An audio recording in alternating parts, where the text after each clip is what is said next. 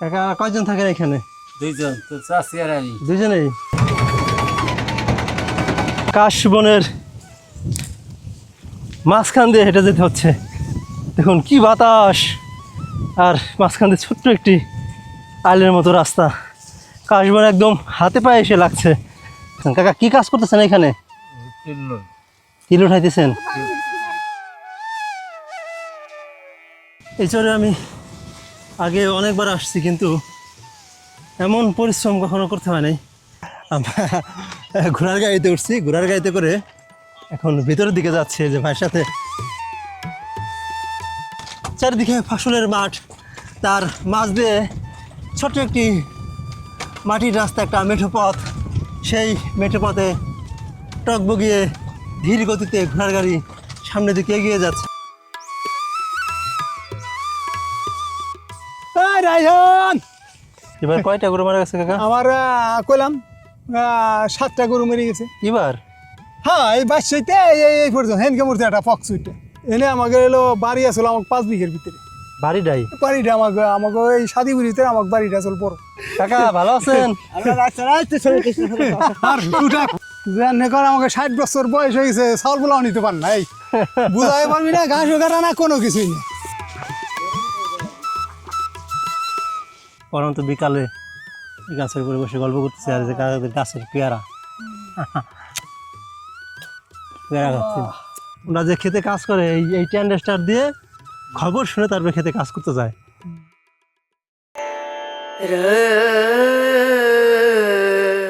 ভয়ঙ্কর উত্তাল পদ্মা নদী পেরিয়ে এই ভিডিওতে আজ আমরা তুলে ধরেছি পদ্মাচরের মানুষদের জীবনের নানামুখী চ্যালেঞ্জ মোকাবেলার বাস্তব চিত্র।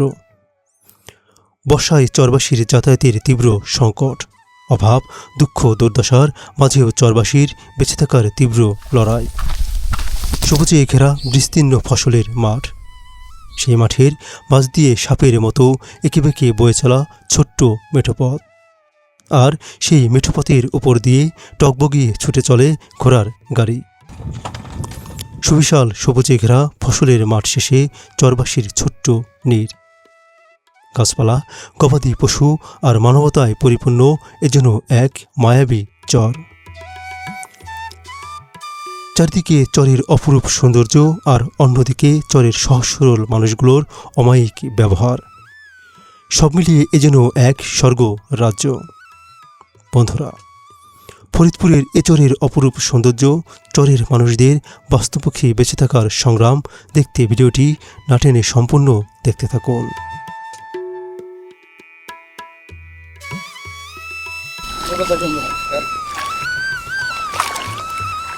রাস্তার পরে এই বাবা বাড়ি, তখন আমি 72 বছরের একজন বয়স্ক লোক এই পদ্মা নদীতে কীভাবে সাঁতার কাটছেন দেখুন। এই ছোট ছোট বাচ্চারা অনেক দূর থেকে আসছেন এখানে গোসল করার জন্য।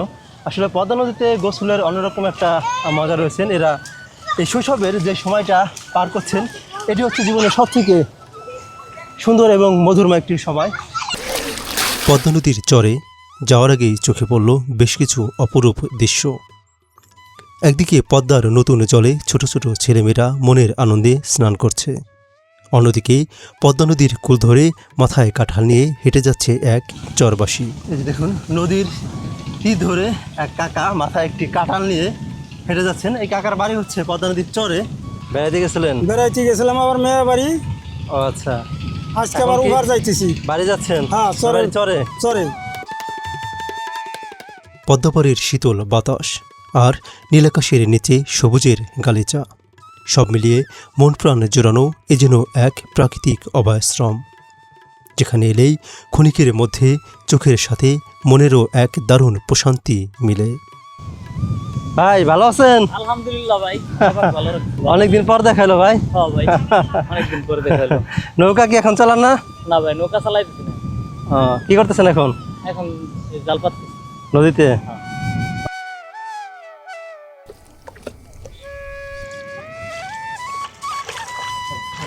নদীর তীর ঘেঁষে একটু সামনে আগাতেই চোখে পড়ল গামছা থেকে বাপ বেটার মাছ ধরার এক বিরল দৃশ্য। বন্ধুরা, এটি কোনো সাধারণ দৃশ্য নয়, এটি প্রকৃতি আর রক্তের সাথে মিশে থাকা যুগ যুগান্তের এক ভালোবাসার নিদর্শন। তুমি কি আর্জেন্টিনার সাপোর্টার না? জি আজকে খেলা দেখছো আর্জেন্টিনার? জি জিতছে? জি এই যে দেখুন, ছোট্ট একটি আর্জেন্টিনার ভক্ত। ফুটবল খেলা কি পছন্দ করো? ও পদ্মাচরের মানুষ মানেই ব্যস্তময় জীবন। ভরদুপুরে পদ্মা নদীর চর থেকে ঘাস কেটে নৌকায় করে এনে নামাচ্ছেন অনেকে, আবার অনেকে ব্যস্ত পদ্মার নতুন জলে গরু ছাগল গোসল করাতে।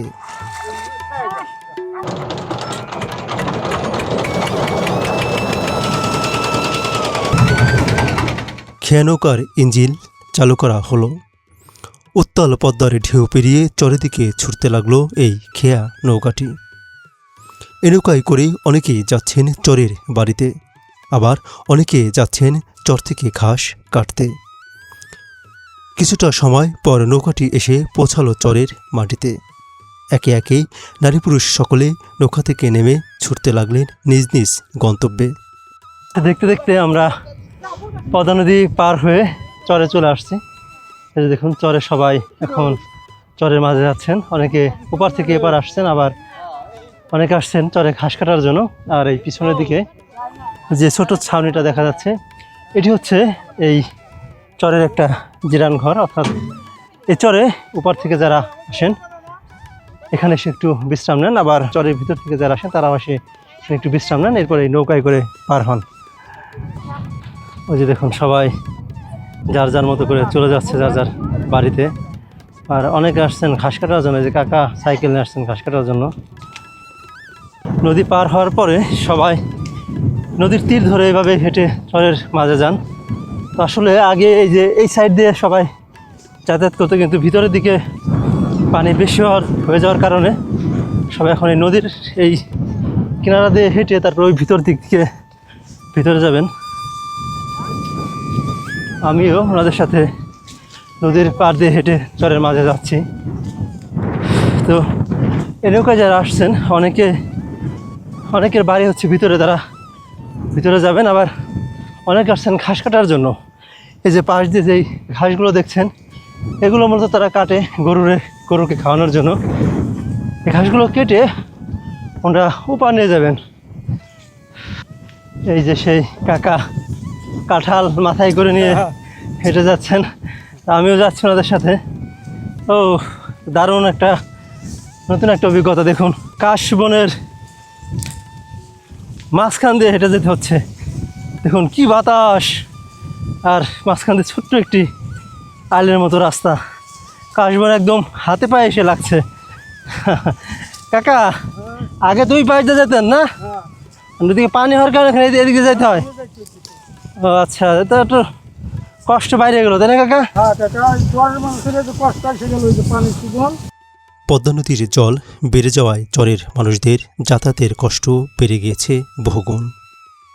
আগে চরের মাঝখান দিয়ে যে সরু প্রশস্ত রাস্তা ছিল, সেটি ডুবে যাওয়ার কারণে এখন পদ্মা নদীর তীর ঘেঁষে ঝুঁকিপূর্ণভাবে যাতায়াত করতে হচ্ছে এই চরের বাসিন্দাদের। একদম ধান ক্ষেত, এরপর হচ্ছে যে ধইনসা ক্ষেত, এগুলোর মধ্য দিয়ে হেঁটে যেতে হচ্ছে। আসলে অনেকটা ভয় লাগে, আবার ভালো লাগে।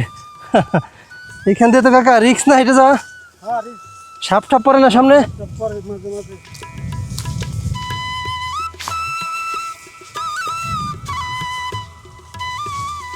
এই যে দেখুন কাদা, এই বাপরে পানি কি গরম। এই কাদা মারি এই এখান দিয়ে সবাই যাতায়াত করেন। ও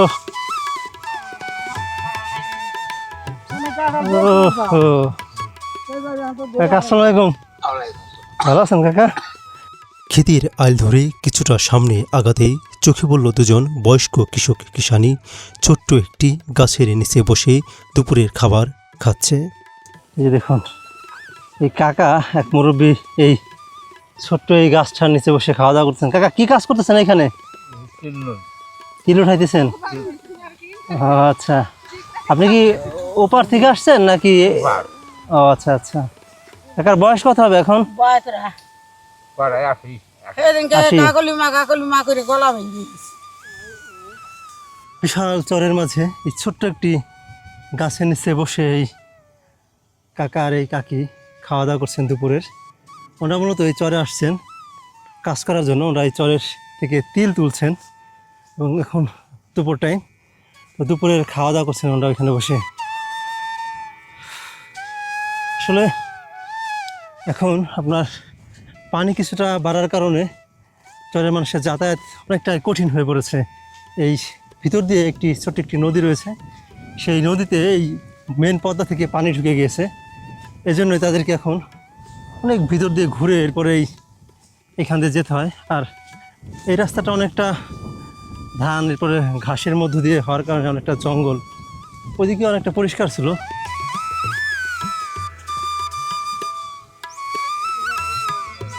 এই যে দেখুন এখানে নদীর পানি চলে আসছে। এই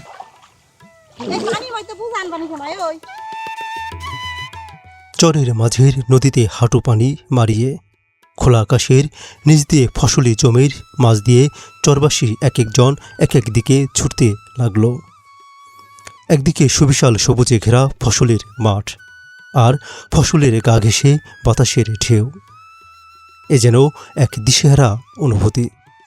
এই চরে আমি আগে অনেকবার আসছি, কিন্তু এমন পরিশ্রম কখনো করতে হয় নাই।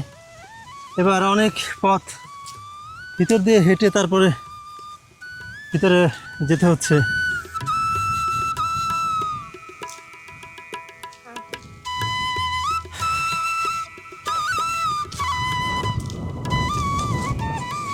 আসলে কোথায় দিয়ে কি যাবো টের পাচ্ছি না যে রাস্তা কোন দিকে।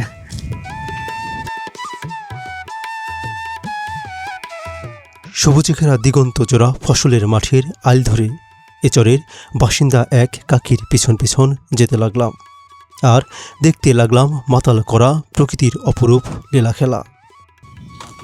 ভাই কোথায় যাচ্ছেন? যাবো তারা গাছ কাটবো, ঘোড়ার গাড়িতে করে ঘাস আনবেন? এটা ওষুধ দিব। আমরা ঘোড়ার গাড়িতে উঠছি, ঘোড়ার গাড়িতে করে এখন ভিতরের দিকে যাচ্ছে যে ভাইয়ের সাথে। ও চরের একমাত্র পরিবহন হচ্ছে এই ঘোড়ার গাড়ি। এই ঘোড়ার গাড়িতে করে এরা এই চরের যে ফসল থাকে এই ফসলগুলো আনা করেন, এবং এই চরের মধ্যে থেকে ঘাস কেটে এই ঘাস ওই ঘোড়ার গাড়িতে করে আনেন। এই যে দেখুন, আর এটাই হচ্ছে এই চরের একমাত্র রাস্তা।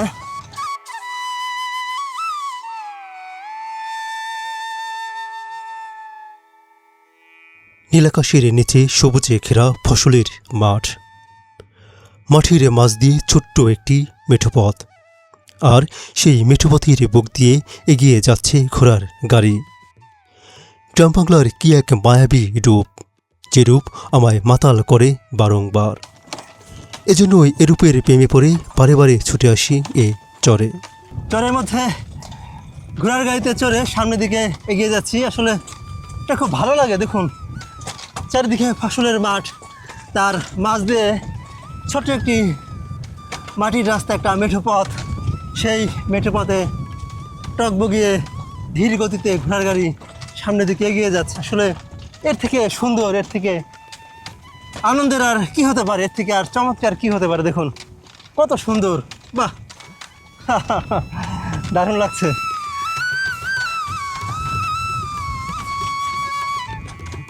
কত দূর যাবেন? এই বেড়ে গেছে এখানে।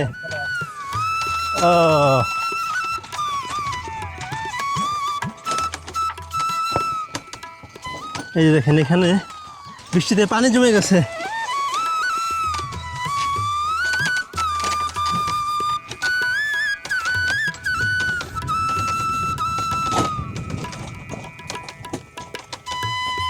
চরের মাঝে আসলে অনেকে অনেক কাজে ব্যস্ত। ভাইয়ের ভুট্টা ক্ষেতের ভুট্টা সব ঘরে তোলা হয়ে গেছে এবং সেগুলো বিক্রি করা হয়ে গিয়েছে। ভাই ভুট্টা পাইছিলেন কত মন?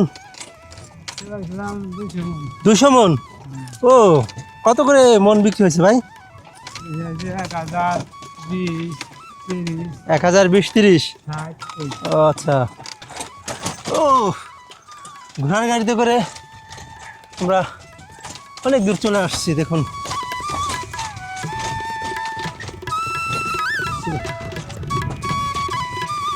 এসব জমিতে তো সব ধান চাষ করা হবে না ভাই? ধান বোনানো হয়ে গেছে না?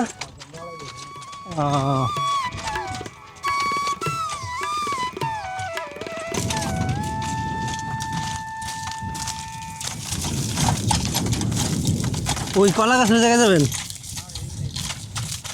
দেখুন ভাই চলে আসছে, এই যে এইখান থেকে উনি ঘাস কাটবেন। এই যে পিছনের দিকে যে ঘাসগুলো দেখা যাচ্ছে এগুলো একাই হয়েছে, মানে একা একা হয়েছে, মানে বিষয়টা দেখুন কতটা অবাক করা একটা বিষয়। এই নিপিয়ার ঘাসগুলো অন্যান্য জায়গায় চাষ করেন, এই চরে এই ঘাসগুলো মানে একাই হয়, মানে বুনো ঘাস হিসেবে এগুলো একাই হয়। দেখুন কি পরিমাণ ঘাস হয়েছে এখানে। ঘোড়ার গাড়িতে করে চরের মাঝে একটু ভিতরের দিকে আসলাম, এরপর আমি একাই এই চরের মেঠো পথ ধরে হেঁটে যাচ্ছি। এখন আসলে দুপুর হয়ে গিয়েছে, তো এই দুপুরে চরের বিভিন্ন জায়গাতে অনেকেই ঘাস কাটছেন। দেখুন এই মাটির রাস্তা দিয়ে হেঁটে হেঁটে সামনের দিকে যাচ্ছি। চরের পরিবেশ আসলে ক্রমে এই পরিবর্তন হচ্ছে। এখন প্রচুর ঘাস হয়েছে চারিপাশ দিয়ে, বৃষ্টির দিন তো, এবং এই ঘাসগুলো চরের মানুষ এবং চরের উপর থেকে অনেক এসে কেটে নিচ্ছেন।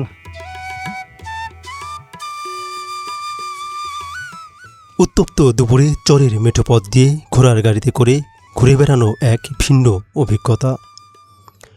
কিছুটা সময় ঘোড়ার গাড়িতে ঘুরে ফিরে মেঠো পথ দিয়ে হেঁটে সামনের দিকে আগাতে লাগলাম।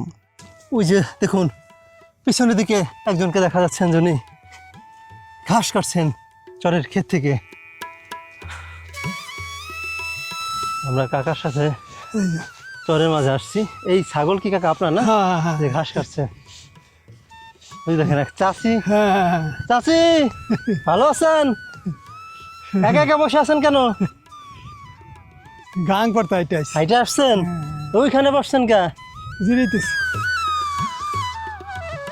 আমি যাবি ভিতরে বসা যায় না। এই যে এক কিনারে বসেন, না ওই জায়গায় ভালো হচ্ছে। বাড়ির ভিতরে যাওয়া যায় না? না না ওই জোর বিশাল সাপ বাড়ির ভিতরে। এই আরে কোনে আপনি গেছে? কাছে এলেন না? ওই যে কাশি মানে ছেলে আনছে, ওই যে কাটতেছে, ডাক দে। দেখুন আমরা কাকার সাথে এই যে হেঁটে সামনের দিকে যাচ্ছি। হ্যাঁ, দেখুন হ্যাঁ, কত সুন্দর, মানে চরের রূপ এখন একদম হ্যাঁ, পুরোপুরি পরিবর্তন হয়ে গেছে। দেখুন এই যে দেখ এই ঘাসগুলো কি লাগানো না কাকা? একা লাগানো ঘাস এই চরে এলাই এটা তো লাগা লাগে নিপিয়ার, না, লাগা লাগে না। একাই হয় না? হ্যাঁ একাই। এ রায়হান, ওই রায়হান, বাতাস তো শোনা যায় না। রায়হান, এই জেনে আসতি, এই জেনে কাটতাম। ওই এনা ওই গাছ কাইটে ফুসাবি না, এনা ওই। এবার কয়টা গরু মারা গেছে কাকা? আমার কইলাম 7টা গরু মরে গেছে। এবার হ্যাঁ এই বাচ্চাইতে এই পর্যন্ত হেনকে মরতে একটা পক্স উঠে কি কন? বাছুর, ওই যে গাড়িতে আইলাম না, ওই গাড়ির বাছুর মরে গেছে।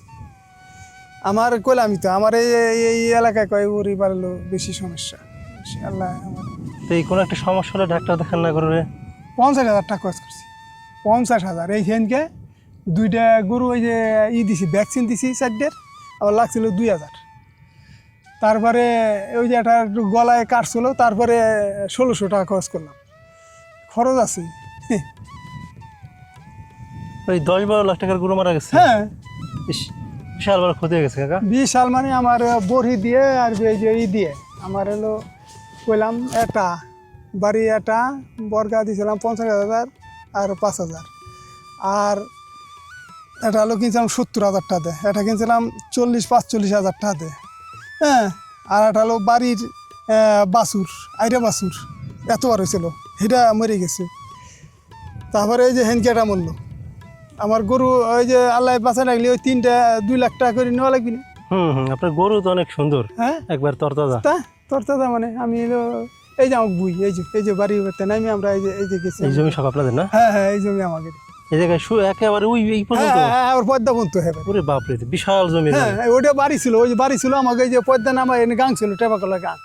এনতে নাই না আমরা এই যে গাঙ্গে আইছি, এই যে আমার জমিতে এই যাতাল আমার জমি লো, ওই যে মান্দার গাছ জোর জারি, ওই যে সামনে। হ্যাঁ হ্যাঁ, ওই যে জোর জারি। বাপরে, আর একবার ওই যে ওই জায়গা এইখান থেকে একবার নদী পর্যন্ত। এই টানা কত বিঘা জমি আছে এখানে? এনে আমাকে এলো বাড়ি আসলো আমার 5 বিঘের ভিতরে। বাড়িটাই? বাড়িটা আমাকে এই শাদিপুর ভিতরে আমার বাড়িটা আসল বড়। একটা বাড়ি 5 বিঘা জমি? 5 বিঘের ভিতরে আসলে আমাদের বাগান টাগান দিয়ে। কি একটা আপনারা তো এলাকার জমিদার ছিলেন একেবারে। জমিদার মানে আমরা 3টা গিরাস্ত। হ্যাঁ হ্যাঁ হ্যাঁ। এই যে কাকা, কাকা ভালো আছেন? আর উঠা গাই যাও, এই জীবনে থাই যাবি। ঘাস হইতে বোন আর বোন। এই যে না আবাদে আনে দাও, ওই যে লক্ষ লক্ষ মন ভুট্টা চলতেছে। দাও ওই যে ভুট্টা খেত হইতেছে, খেত খোলার অভাব নাই। না আস্তে আরো উন্নতি হয়ে যাবেন না। এইখান দিয়ে তো পানিতে ভরে যায় না কাকা? না পানি হ্যাঁ, এই যে দুধ দিয়ে এসে ভরে যায়। দুই খেতে তো প্রচুর ঘাস হয়েছে। এটা হলো ওই কুমড়া ক্ষেত লাগাবি তো, দিদার মোল্লার ক্ষেত। দিদার ভাইয়ের ক্ষেতটা? এই জমিটা বিক্রি হয়েছে, এই যে জমিটা আমার এই বাইকনারা রাখলো 6 লাখ করে বিঘা। হ্যাঁ বুঝে 6 লাখ। এই জমিটা এই যে পাড়াইতেছ, ওই যে খুঁটেগাড়া, ওই যে এই পর্যন্ত 6 লাখ। তাহলে এই জমি কেমনে এই জমি পারতেছে না? হ্যাঁ তো পারবে তো। এখানে তো কেউ নেই না। আর এনে জমির কথা শুনলি আসতেছে মানে খালি কইতেছে জমি দাও। আরে ঘাস, আরে এ তো 1 বোঝা ঘাস কাটতে মানে 20 মিনিটও লাগবে না। তারপর আপনার হাত দিয়ে চলা চলে। কইলাম যে আমাকে 60 বছর বয়স হয়ে গেছে, চাউল পোলাও নিতে পার না, এই বুঝাই পারবি না, ঘাসও কাটা না, কোনো কিছুই নেই, চলাচলতি আমাকে আলাদা। এই আমরা জেনে যাই এনেই দাও, আল্লাহ করলি কোনো ই নাই।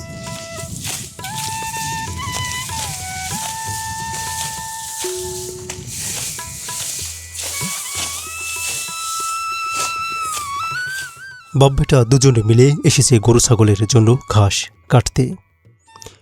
এচরে ঘাসের যেন এক দারুণ সমাহার। চরে যারা বসবাস করেন তারা গরু ছাগলকে মূলত ঘাসই বেশি খাইয়ে থাকেন। এছাড়া এচরে নদীর ওপার থেকে অনেকে আসে ঘাস কাটতে। কাকাদের ঘাস কাটা হয়ে গেছে, ওনাদের সাথে আমিও সামনে দিকে হেঁটে যাচ্ছি এই চরের মাটির রাস্তা দিয়ে। এই যে কাকা হচ্ছে, কাকার ছেলে দুজনে ঘাসের বোঝা মাথায় করে হেঁটে যাচ্ছেন। ঘাস কাটা শেষ আজকের মতো? শেষ না, আরো কাটবেন কাকা? না কাটবো না, 2 বোঝা আছে, নিয়ে যাওয়া লাগবে। ঘাস কাটা শেষে ঘাসগুলো মাথায় করে নিয়ে যাচ্ছে বাপ বেটা দুজনে। এচুরির মানুষেরা যতটা পরিশ্রমী ঠিক ততটাই সৎ আর আন্তরিক। তাদের বিনয় আর আন্তরিকতায় আমি বরাবরই মুগ্ধ। এই বাড়িতে কি লোক থাকে না কাকা? না, লোক চলে গেছে এলো উপার।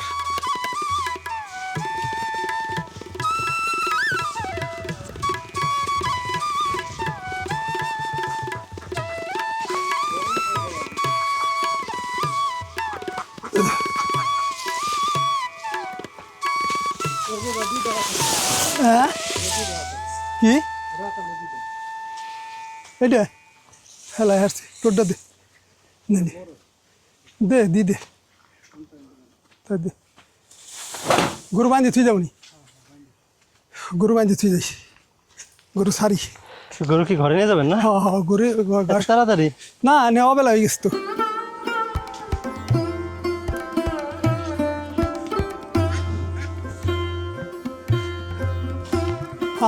এদিকে এদিকে এদিকে এদিকে এদিকে এদিকে এদিকে এদিকে এদিকে এদিকে, হ্যাঁ যাও যাও যাও যাও যাও যাও যাও যাও যাও যাও যাও যাও যাও, হ্যাঁ হ্যাঁ এদিকে এদিকে হ্যাঁ এতে খাও খাও খাও খাও ঘরের মধ্যে নিয়ে আসছেন, বিকাল হয়ে গেছে এখন।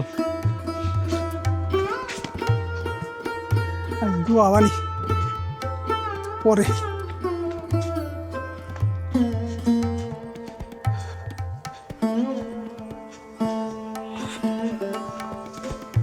এই গরু থার জায়গাটাই আছে, মানে একটু ঠান্ডা আছে। না ঠান্ডা ঠান্ডা ওইটা শিং দড়ি লাগাইতে হয় না, না ওটা আবার একটু পাগলামি করে। দেখেন দেখেন,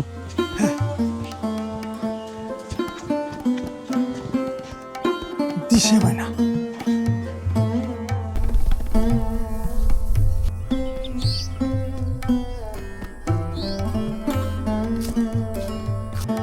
এগুলো কি কেটে আনলেন? হাঁস, গরুর জন্য? ছাগল। ও, ছাগল আছে কয়টা কাকা? ছাগল আছে 8টা। 8টা? অর্ডার করবে না? না কাকা, এটা পেয়ারা ছিঁড়ে দে।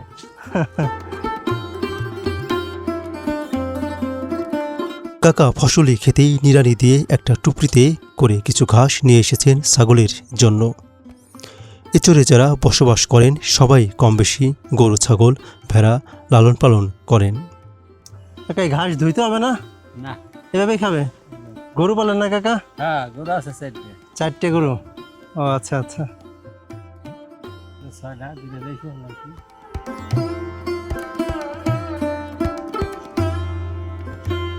দেখুন কাকা মাঠ থেকে কাজ করে এসে বাড়িতে চলে আসছে, তো আজকের মতো কাজ শেষ। এই খ্যাতনি রায়ে এরপরে কিছু ঘাস মাথায় করে নিয়ে আসছে। এই যে কাকা চলে যাচ্ছেন বাড়িতে, এখন নামাজ পড়বেন।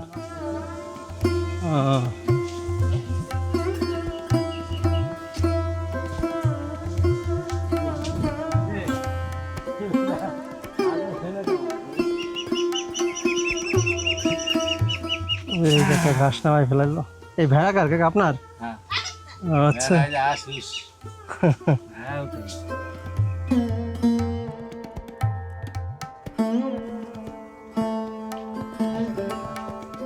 আর এই যে হচ্ছে গরুর ঘর না? ও, এই হচ্ছে কাকার গরুর ঘর। গরু কি ঘরে নিয়ে আসছেন সব? কাকা কয়জন থাকেন এখানে? 2জন, তো চাচি আর আমি। দুজনেই? ছেলে মেয়ে কোথায় থাকে? ছেলে নরসিংদী থাকে, বড়টা। নরসিংদী, সিলেট? আর ডালবি বাড়ি থাকে। ও, বাড়ি ওইখানে আছে না? হ্যাঁ। আছেন কেমন কাকা চলে? ও কাকা, খুব কষ্টই তো। কষ্ট? হ্যাঁ, রোদ্রে খাওয়া যায় না, পরিশ্রম করা লাগে। সময় মতো খাওয়া দাওয়া কষ্ট। কাকার বয়স কেমন হবে এখন কাকা? 65 দর। 65 বছর? এই 65 বছর এত পরিশ্রম করতে পারেন? হ্যাঁ। খাওয়া দাওয়া পাইলে আরো সুস্থ থাকলে তো আরো পারতাম। দুপুরে খাওয়া দাওয়া করছেন কাকা? হ্যাঁ, দুপুরে খেয়ে গেছিলাম। ও, কাঁঠাল খাইছি, ভাত খান নাই? ভাত খাইছি, মাছ খাইছি। ও, খদ্দের আচ্ছা। মাছ। কাকা কাজ কি শেষ আজকের মতো? হ্যাঁ আজকে রাত্রে কি করেন কাকা? এইখানে তখন দোকান ঠোকানো নাই? চলো চলতে যায় না তো। ওর সাথে এই যে পরন্ত বিকালে এই গাছের উপরে বসে গল্প করতেছে, আর যে কাকাদের গাছের পেয়ারা পেয়ারা খাচ্ছে। কাকা অনেক ভালো মনের একজন মানুষ। ওদের থেকে ঘাস কেটে আনলো। এখন এই জায়গায় আসলে অনেক বাতাস লাগে, বাতাসে কাকার আমি বসে আছি, বসে পেয়ারা খাচ্ছি। কাকা হাতে কি এটা ট্যান্ডেস্টার রেডিও। রেডিও? ওহো কাকা, এই রেডিও পাইলেন কোথায়? এই যুগে কি কেউ রেডিও চালায়? কাকা টানছি। কাকা কি এটা কি খবর শুনেন? হ্যাঁ। ওহো খবর দেখেন। শোনা লাগে না, আবহাওয়ার খবর শোনা লাগে। এই যে বন্ধুরা, এই যে দেখুন আমার পিছনে যে কাকাকে দেখা যাচ্ছে, কাকা ট্যান্ডেস্টার ব্যবহার করে। এই যে দেখেন ট্যান্ডেস্টার মানে রেডিও, আমরা যে ইয়াতে FM শুনি না, সেই রেডিও। এগুলো আসলে আগে ছিল কিন্তু এখন তো দেখাই যায় না। আমি বহুকাল পরে দেখলাম এগুলো। আমাদের ঘরেও একটা ছিল যে বড় সনি কোম্পানির। হ্যাঁ, তো কাকা বলতেছে যে এখানে থাকি, খবর তো শুনতে হয়, দেশের খবর রাখতে হয়, এই কাজ করি আবহাওয়ার খবর রাখতে হয়। হ্যাঁ, আমরা যে খেতে কাজ করে এই ট্যান্ডেস্টার দিয়ে খবর শুনে তারপরে খেতে কাজ করতে যায়, আবহাওয়া বার্তা শুনে। কাকা আজকের মতো কি সব কাজ কাম শেষ? সন্ধ্যা ঘনিয়ে আসছে আর কমে আসছে চরের কর্ম ব্যস্ততা। সকলে চরের মাঠ থেকে গবাদি পশু নিয়ে ফিরছেন নিজ নিজ বাড়িতে। অন্যদিকে সারাদিনের ক্লান্তময় শরীরের সমাপ্তি ঘটিয়ে দুই ভাই বাড়ির উঠানে বসে অবসর সময় কাটাচ্ছে। জীবনের শেষ বয়সে এসেও ভাই ভাই কি এক দারুণ মিলবন্ধন। সাংসারিক জীবনে আধুনিকতার ছোঁয়া না থাকলেও এরাই মূলত প্রকৃত সুখী মানুষ। এদের মাঝে নেই ভাই ভাই হানাহানি, নেই হিংসা অহংকার। বন্ধুরা, এই যে দেখুন আমার পিছনের দিকে যে গাছগুলোকে দেখা যাচ্ছে, আমি দূর থেকে ভাবছিলাম এগুলো হয়তো বা ঘাস, কিন্তু না, এগুলো হচ্ছে কাউন। দেখুন এই কাউনের ফলন কি সুন্দর হয়েছে, এক একটা বাইল দেখুন কত বড় সাইজ। এই চরের আসলে প্রত্যেকটা ফসলেরই অবিশ্বাস্য ফলন, কি সুন্দর। সন্ধ্যা ঘনিয়ে আসছে আর সূর্য পশ্চিম আকাশে বিদায় নিচ্ছে। সন্ধ্যার আগমনে চর যেন সেজেছে এক ভিন্ন রূপে। সন্ধ্যার রঙিন আকাশে যেন চরকে সাজিয়েছে এক নতুন রূপে। চরে সন্ধ্যা হয়ে আসছে, আজান দিচ্ছে। এখন সবাই চরের মাঝখান থেকে কিনারায় ফিরছেন। ওই যে দেখুন পিছন থেকে দেখা যাচ্ছে সবাই ঘাস কেটে সেই ঘাসগুলোকে নিয়ে এই নৌকার ঘাটে আসছেন। চারিদিক থেকে আজানের ধ্বনি শোনা যাচ্ছে। প্রায় অন্ধকার হয়ে আসছে, আবার আকাশে অনেক মেঘও করেছেন। সবাই ফিরে যাচ্ছেন যারা ওপার থেকে আসছে। সারাদিনের হাড়ভাঙা পরিশ্রম শেষে এবার সকলের বাড়ি ফেরার পালা। দিনের আলোতে প্রকৃতি যেন বিদায় নিচ্ছে এক রঙিন গালিচায়। পদ্মা নদীর জলের উপর আধো আলোয় এক রঙিন আকাশ। এরূপ দৃশ্য দেখে মনে হচ্ছে প্রকৃতি যেন তার নিজ মাধুরী দিয়ে সেজেছে আজ। বন্ধুরা, প্রকৃতির এমন বাস্তব রূপ প্রতিনিয়ত দেখতে আমাদের ইউটিউব চ্যানেলটি এখনই সাবস্ক্রাইব করে রাখুন এবং কমেন্ট করে জানান ভিডিওটি আপনাদের কেমন লেগেছে। দেখা হবে পরবর্তীতে এরূপ বাস্তব কোনো গল্প নিয়ে। ততক্ষণ আপনারা সকলে ভালো থাকুন, সুস্থ থাকুন। ধন্যবাদ।